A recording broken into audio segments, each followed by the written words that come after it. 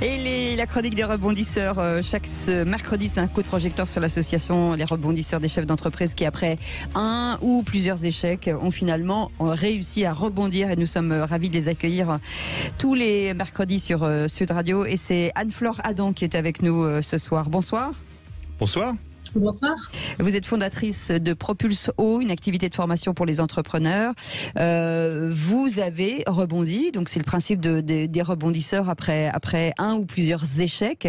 À chaque fois, on a envie d'entendre forcément vos témoignages pour nous donner envie de se dire, bah voilà, ça nous arrive demain. Finalement, ça n'arrive pas qu'à nous. Est-ce que vous pouvez nous raconter ce parcours ? Oui, alors en fait, j'ai eu différents rebonds, on va dire, de différentes manières. Le premier rebond, ça a été un petit peu en sens inverse, entre guillemets, puisque ça a été en 2018 où j'ai eu justement une entreprise que j'avais cofondée qui a été revendue et je me suis retrouvée avec des difficultés à trouver un emploi. Et donc, c'est le moment où j'ai rebondi en devenant finalement entrepreneur et en créant mon propre organisme de formation.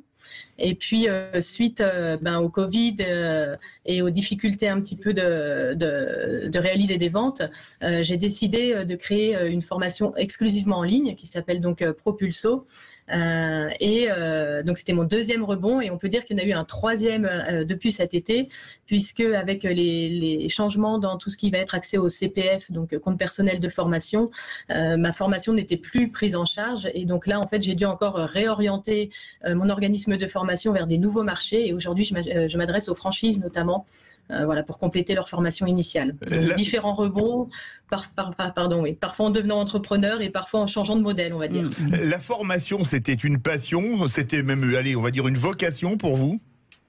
Oui, complètement, parce que c'est vrai qu'après avoir travaillé en entreprise, je me suis lancée justement dans l'enseignement supérieur. Donc, c'est quelque chose qui venait déjà de loin, on va dire.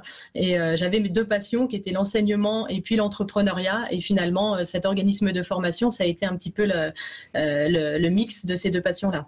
Anne-Flore Adam, aujourd'hui, le conseil qu'on peut donner finalement, c'est l'anticipation, c'est de regarder loin. Alors effectivement, il faut essayer d'anticiper au maximum. Après, on voit qu'il y a des choses qu'on ne peut pas prévoir, qui arrivent tout de même. Donc l'important dans ces moments, c'est de ne pas rester seul, évidemment, d'où l'importance d'associations comme les rebondisseurs, de savoir aussi diversifier ses sources de revenus pour pas être trop dépendant, ce qui m'est arrivé finalement, d'un seul type de revenu. Et puis pas avoir peur de faire évoluer son projet, que ce soit le projet professionnel en changeant par exemple de canaux de distribution ou de marché, et même le projet personnel en devenant entrepreneur ou en retournant au salariat. Mais qu'est-ce que ça a changé pour vous, pardon Philippe ? Qu'est-ce que ça a changé chez vous ? Est-ce qu'il y a des choses, forcément on se remet soi-même en question, ou sa façon de faire, ou son être, qu'est-ce qui est modifié ? Effectivement, on se demande toujours un petit peu dans un échec ce qui est de notre fait. Oui. Et voilà. Et puis, ce qui est surtout important, c'est aussi de se rendre compte de ce qui n'est pas de notre fait, parce que si on a l'impression que ce n'est que de notre faute entre guillemets, c'est là où on va avoir du mal à reprendre confiance et à rebondir facilement. Quand on arrive à bien faire la part des choses entre les facteurs exogènes et endogènes, finalement, c'est là où on peut faire le point, mieux repartir en s'améliorant, et puis surtout ne pas perdre confiance en soi, quoi. Une dernière question pour une réponse courte. Est-ce que finalement votre dernier rebond, qui est dû au changement de politique de l'État sur le CPF, c'est pas la preuve qu'il faut être capable de rebondir toujours et même parfois contre les pouvoirs publics?